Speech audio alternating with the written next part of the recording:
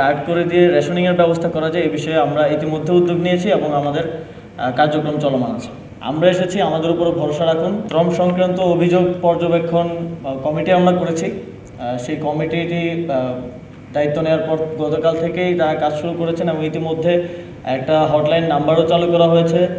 সেখানে অভিযোগ আসছে, সেখানে আমরা অভিযোগ পাচ্ছি এবং সেই অভিযোগগুলোকে অ্যাড্রেস করার জন্য কমিটি কাজ করে যাবে এবং মন্ত্রণালয় কাজ করবে। তবে এখন যেটা শুনতে পারলাম যে লাঞ্চের পরে আবার বিভিন্ন কারখানা থেকে শ্রমিকরা বের হচ্ছে। আমার প্রত্যেক শ্রমিক ভাইদের প্রতি আহ্বান থাকবে, যেহেতু একটা নতুন সরকার এসেছে, একটা নতুন পরিবর্তন এসেছে, আমরা এসেছি, আমাদের উপর ভরসা রাখুন এবং আমরা যেই সেল গঠন করেছি সেই সেলের কাছে আপনাদের অভিযোগগুলো দিন। আমরা খুব দ্রুত সময়ের মধ্যে আপনাদের যে ন্যায্য দাবিগুলো আছে সেগুলোকে কিভাবে সকল পক্ষের সাথে আলোচনার ভিত্তিতে সমাধান করা যায় সেটির ব্যবস্থা নিব। এতটুকু ভরসা আমাদের উপর করতে হবে। এবং এখানে আসলে আমরা যে কোনো বিষয়কে আসলে আমি যেটা দেখতে পাচ্ছি যে আমরা অবজেক্টিফাই করে ফেলি, যে শ্রমিকরা আন্দোলনে নেমেছে, আমরা প্রথমেই ষড়যন্ত্র খুঁজতে থাকি। আবার দেখা যায় সব ক্ষেত্রে যে বহিরাগত আছে তা কিন্তু না, অনেক জায়গায় কিছু জেনুইন প্রবলেম আছে, সেগুলোকে অ্যাড্রেস করতে হবে।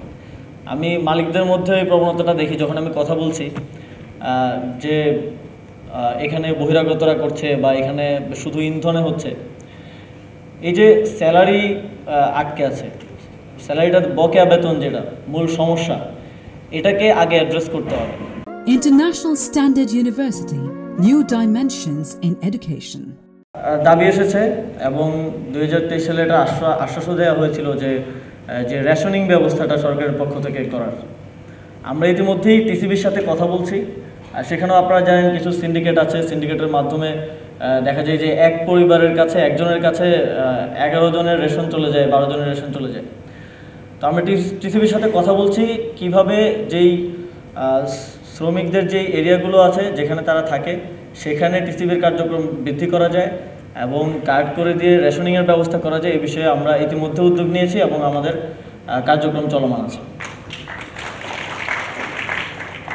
2023 সালের যেই মজুরি বৃদ্ধির দাবিতে যে আন্দোলন হয়েছিল সেখানে আমরা জেনেছি নিপীড়নমূলক কিছু মামলা হয়েছে। সেখানে আপনারা জানেন 4 জন শ্রমিককে গুলি করে হত্যা করা হয়েছিল বিগত ফ্যাসিবাদী সরকারের আমলে। সেই মামলাগুলো তুলে নেওয়ার জন্য আমরা ইতিমধ্যেই অ্যানাউন্সমেন্টটা করেছি এবং আইন মন্ত্রণালয়ের সাথে সেটা নিয়ে আলোচনা চলছে। আমরা লিস্টিং করছি যে কী কী মামলা আছে, সেগুলো খুব দ্রুত সময়ের মধ্যে আমরা উইথড্র করব। এবং একই সাথে আমাদেরকে এটাও খেয়াল রাখতে হবে যে আইন শৃঙ্খলা পরিস্থিতির অবনতি হয় কিংবা আইন ভঙ্গ করার মতো কোনো কাজ যাতে আমরা না করি। আমাদের যেমন বাক স্বাধীনতা আছে, আমাদের দাবি উত্থাপন করার যে অধিকার সেটা আছে, একই সাথে আমরা কিন্তু আইন ভঙ্গ করতে পারি না, আমরা কোথাও গিয়ে হামলা করতে পারি না কিংবা আগুন দিতে পারি না।